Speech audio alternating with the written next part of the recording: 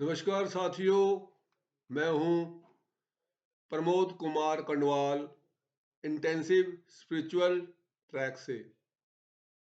चारों वेदों में से दूसरे वेद यजुर्वेद के 40वें अध्याय में साफ स्पष्ट लिखा हुआ है कि जो प्राणी मोह माया में लिप्त होकर देवी देवताओं की पूजा करते हैं वे अज्ञान रूपी अंधकार में प्रवेश करते हैं। वे हमेशा निंदनीय कार्यों में लगे रहते हैं। वे साधारण व्यक्ति से भी ज्यादा अधिक घोर अंधेरे में गिरते हैं। जो प्राणी अज्ञानता के कारण फल प्राप्ति वाले कार्य करते हैं वे अज्ञान अंधकार में ही पड़े रहते हैं, और जो ज्ञान युक्त होकर भी अच्छे कार्य नहीं करते वे उनसे भी ज्यादा अधिक अंधकार में पड़ते हैं। संसार में जो भी भोग की सामग्री है उसका भोग भोग के द्वारा नहीं होता बल्कि त्याग के द्वारा होता है। भोग वस्तु का त्याग करने से वास्तविक भोग होता है। जब आत्मज्ञानी सब प्राणियों को एक ही जान लेता है तो उसे एकात्मकता के भाव के अतिरिक्त और कुछ नहीं दिखाई देता।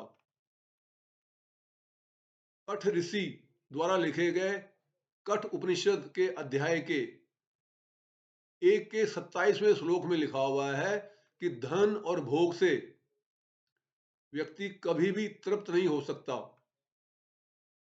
आग में घी तथा ईंधन डालने से जैसे आग जोरों से भड़कती है उसी प्रकार धन और भोगों की प्राप्ति से भोग और कामना इनका अधिक विस्तार होता है। तो तृप्ति कैसे होगी? वहां तो दिन रात सुबह शाम अपूर्णता और अभाव की अग्नि में ही जलना पड़ता है। तैत्तिरीय उपनिषद के वल्ली 1 के 8वें अनुवाक में ओम की विशेष महिमा गाई गई है।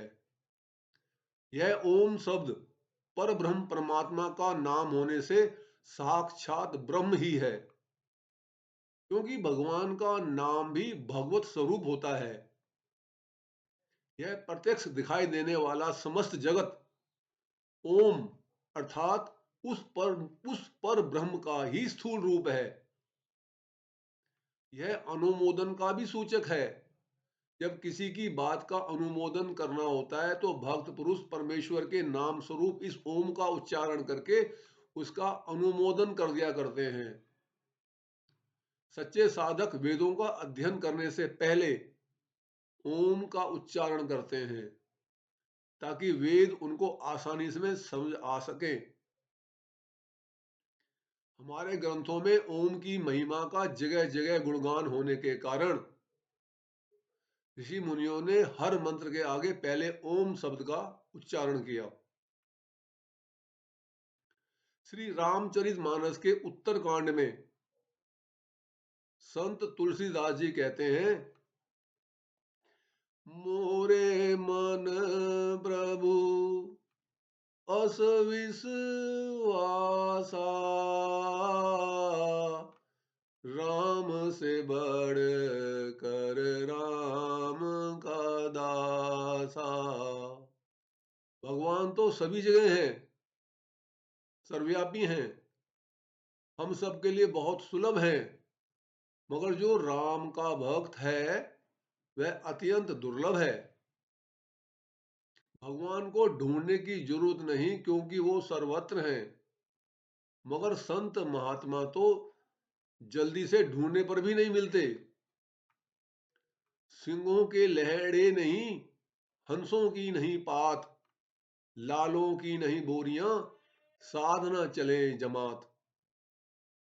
शेर कभी झुंड में नहीं होते, हंस कभी कतार में नहीं चलते, कीमती लाल पत्थर बोरियों में भरा हुआ नहीं मिलता, और साधु संत कभी झुंड में नहीं मिलते।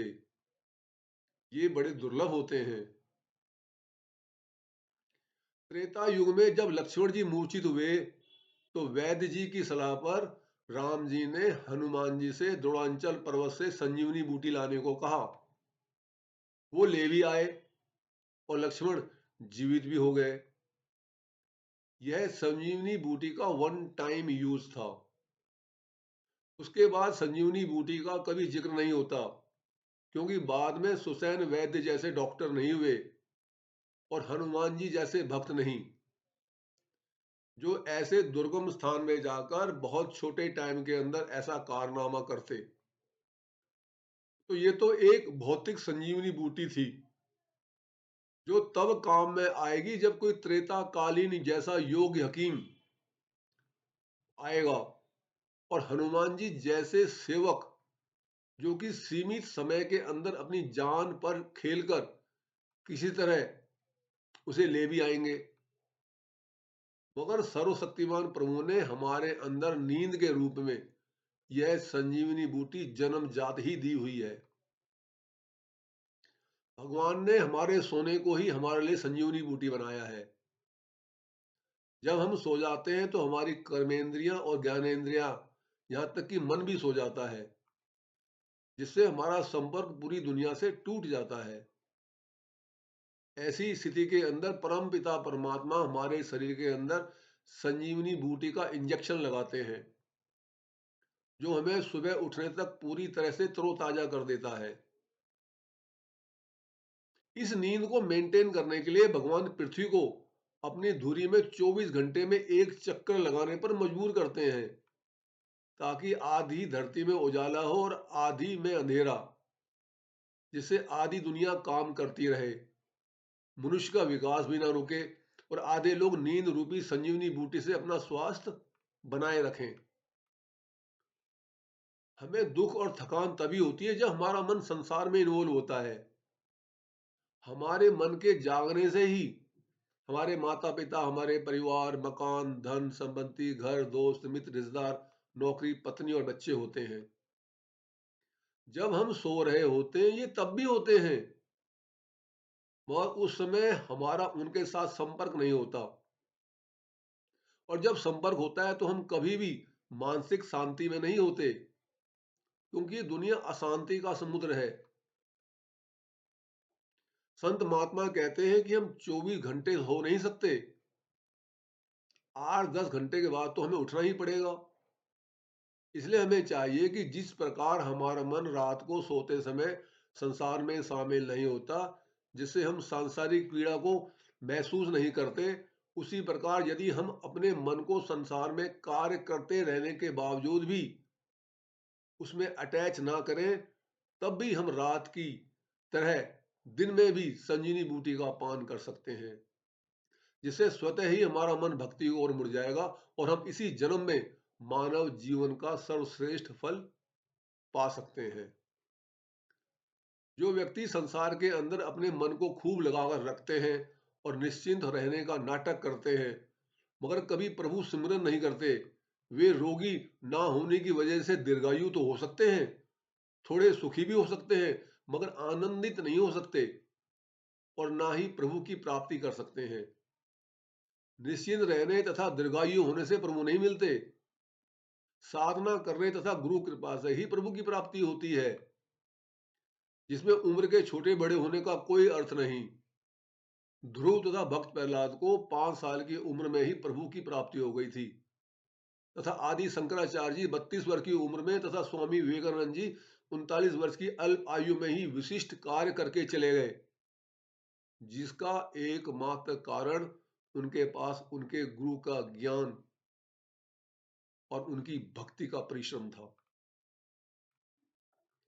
तीर्थ गए तो एक फल, संत मिले फल चार, सतगुरु मिले अनेक फल, कह कबीर विचार। यदि ये वीडियो आपको ज्ञानवर्धक तथा उपयोगी लगता है तो आप इसे लाइक, कमेंट, शेयर तथा चैनल को सब्सक्राइब भी कर सकते हैं। आगे आगे आने वाली सभी वीडियो का नोटिफिकेशन तथा उसका लाभ आपके साथ साथ आपके परिजनों को भी मिलता रहे। गुरु भगवान सबका कल्याण करे।